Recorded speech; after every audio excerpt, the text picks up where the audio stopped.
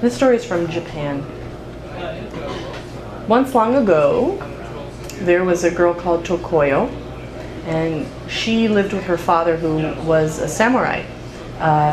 He was loyal to the emperor of Japan and was a trusted confidant of him for many, many years. Until at one point the emperor became ill. And nobody knew exactly what was wrong with him. They just noticed day to day he seemed to be sickly and got worse and worse. The emperor began to mistrust the people around him, including people that he had trusted and spoken to for years and years. People gave him advice, sent him doctors, and tried everything they could do to make him well, but nothing they seemed to try seemed to work. And eventually the day came when the emperor sent Tokoyo's father away.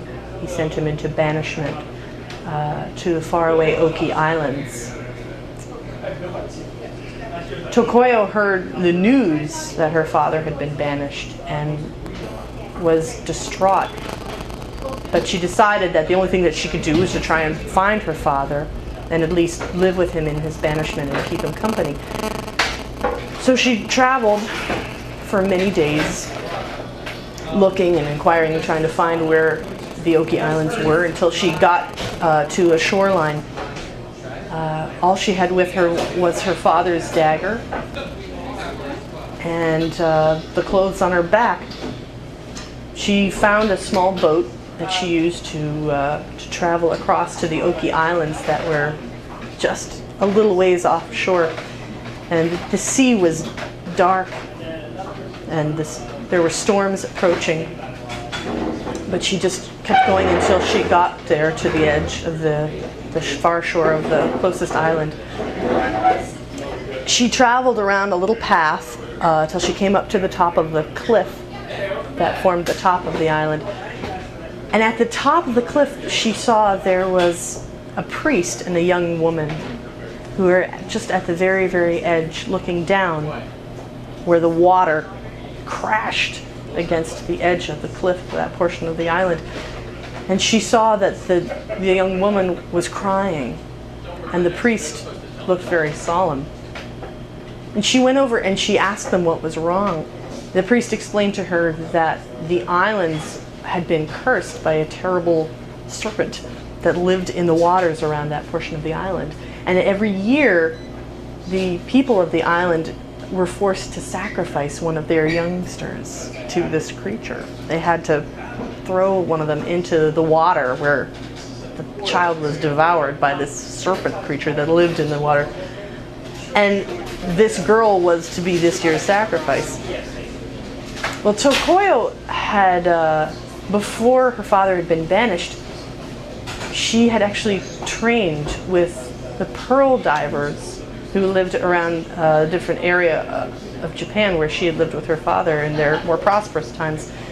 So she was an excellent swimmer, and she knew how to hold her breath for long periods of time under the water. And she had her father's dagger with her, and she thought, well, she decided to take this girl's place as the sacrifice.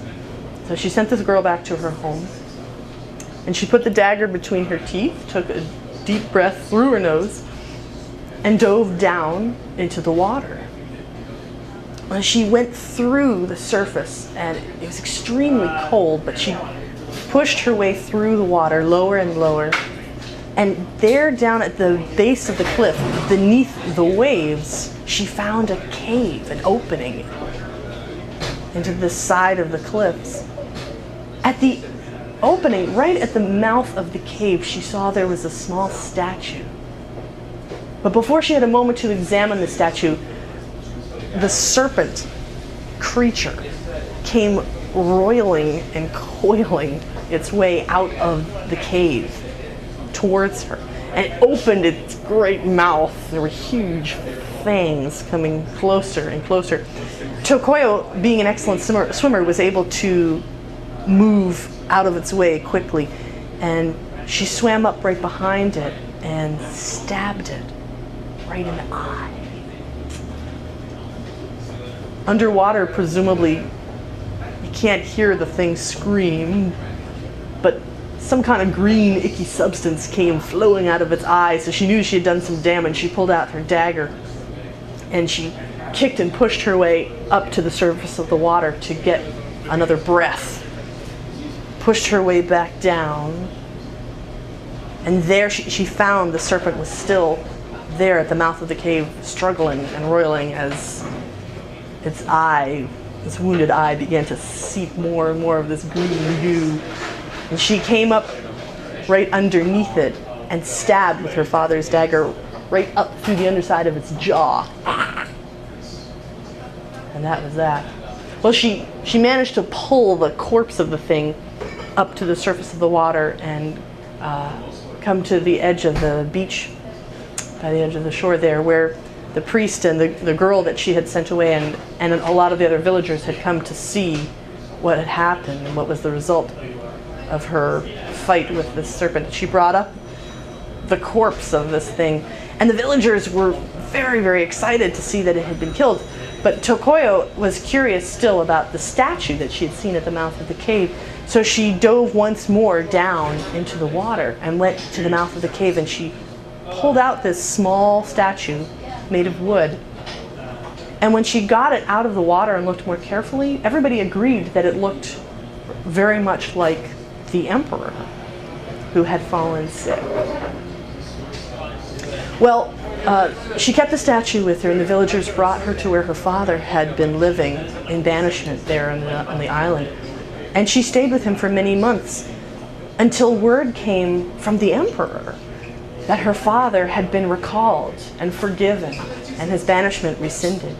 And the two of them went back and found that the emperor mysteriously had been completely healed of his strange ailment. Apparently, his illness had been caused by this statue, which had been cursed and thrown down into the waves. So Tokoyo and her father lived forever after in happiness and hopefully peace.